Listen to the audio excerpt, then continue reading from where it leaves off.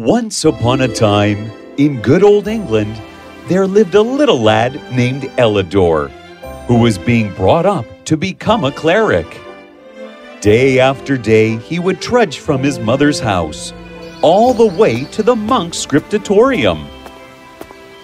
There he would learn his ABC, to read it and to write it. But he was a very lazy boy, and a little slow too. And as fast as he learned to write one letter, he forgot another. So it was very little progress he was making. When the monks saw this, they tried hard to make him remember things using several methods. But all of it was in vain. Soon their methods started to become more and more unbearable till Elidor could not stand them any longer. "Stop! Stop it!" And away Elidor ran, wiping the tears from his face. Elidor knew he couldn't go home as his mother would not be very happy about him leaving the scriptorium. So away he ran into the woods and kept running for 2 long days and nights, hungry and thirsty. At last he found himself at a hollow tree, at the side of a river. And there he sank down, all tired and exhausted. Suddenly, 2 little elves appeared in front of him. Hello! You seem to be the same age as us. Come along and we will lead you into a land full of games and sports. Elidor was surprised, but thought for a while. "Going back home is not an option. Let me go with them." So Elidor went with them, at first through an underground passage all in the dark. But soon they came out into a most beautiful country, with rivers and meadows, woods and plains, as pleasant as can be. There the sun never shone, and clouds were always over the sky, so that neither sun was seen by day, nor moon and stars at night. The elves led Elidor to their king, who asked why and where he came from. "I came from England, where they make you study and remember things, even if you don't want to." That is interesting. We don't do that here. Tell you what, you shall attend on my son." Elidor happily nodded and left. And so Elidor became friends with the king's son and joined him in all the games and sports along with the other elves. Their hair was fair and hung upon their shoulders. They had little horses about the size of greyhounds and did not eat flesh, fowl, or fish, but lived on milk flavored with saffron. And just as they had such curious ways, so they had strange thoughts.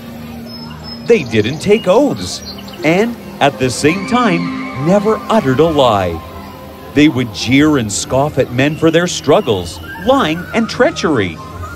Yet, though they were so good, they worshipped none. Unless, you might say, they were worshippers of truth. All in all, Elidor was having a good time. Time passed, and he soon began to long for home, to see people of his own size. He went to the king and sought permission to go and visit his mother. "Very well, you may go, but you must promise to come back after a few days. And if you fail to keep your promise, this place will be forever lost to you." "I promise I will come back, Your Highness." And saying that, Elidor left. The little elves led him along the passage and guided him through the woods till he came near his mother's house. There they waved him goodbye and disappeared. Elidor entered his house, and seeing him, his mother dropped all the utensils and rushed to hug him. "Where have you been, son? What have you done? I have missed you so much. Where were you? Tell me, son, tell me. And so Ellador told her everything that had happened. His mother was astonished to hear it all, but was happy that her son was finally home.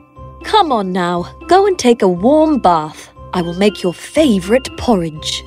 Yay! It is so good to be back home.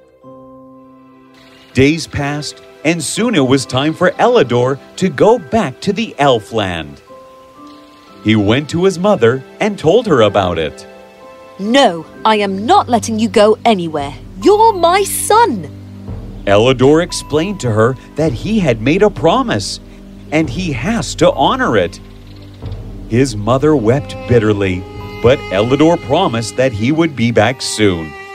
And thus, Ellador lived partly with the elves and partly with his mother. Everything was going well until one day when he was back to visit his mother. He told her of the yellow balls they used in their play, and which she felt sure must be of gold. So she asked him to bring one of the balls back with him the next time he returned. Think about it, son. Our lives would change. You have to do this, son. You have to. I will see what I can do, Mother. Now, the next time, when the time came for him to go back to his mother again, seizing one of the yellow balls which lay close by, he rushed towards the passage. Midday through the passage, he heard a scream. Hey, get back with that! A marshal of the elf army had been casually strolling by when he saw Ellador running away with the ball and gave chase immediately. As Ellador ran and climbed out of the hollow, he slipped and the ball fell from his hands. No! But it was too late. He had lost the ball, and the tree also disappeared forever. Although he searched many times in the years that followed, he could not find it and couldn't get back to that fair country. How he missed the play and games of the elves. So, after a time, he went back to the monastery and became in due course a monk. People used to come and seek him out, as he was now known for his wisdom. Now it happened once when Ellador was older, David, a monk who had trained him, came to converse. Well, Ellador, it seems you have grown up a great deal from what you were. You're now a fine young man.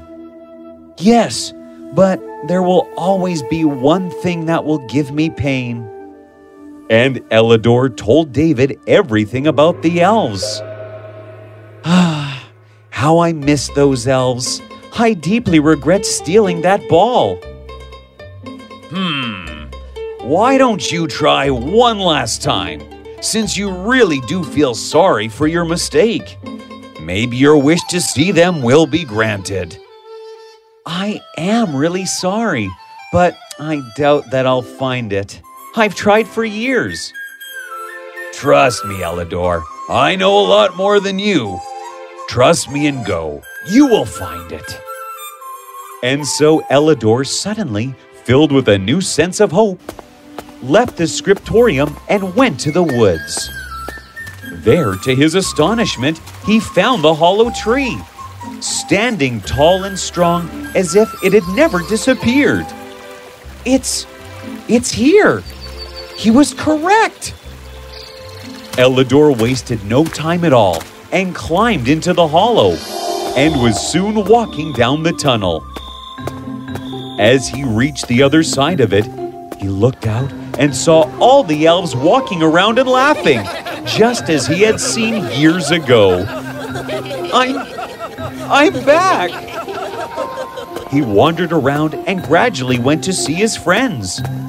He saw them all sitting in a garden, and they all had grown up. Ellador, where have you been? You never visit us for so many years. We thought you hated us. Ellador told them about how he had tried to find them, but could never find the tunnel. Father must have done that. Well, no wonder you didn't come back. I'm so happy to see you. I wanted to apologize to the king for stealing the yellow ball of that time. So he went to the king, where Elidor apologized dearly. Well now, I'm really pleased at your apology. And since I have always been fond of you, you shall be forgiven. Elidor was ecstatic about this. He thanked the king and left to join his friends. David, the plan worked. Thank you for looking after him all these years. Well, he is a good boy. Thank you for opening the entrance. The elves and Elidor enjoyed themselves, and Elidor had learned an important lesson, and that was to never cheat those who trust you so strongly. Always do good, and remember to apologize for whatever mistake that is created.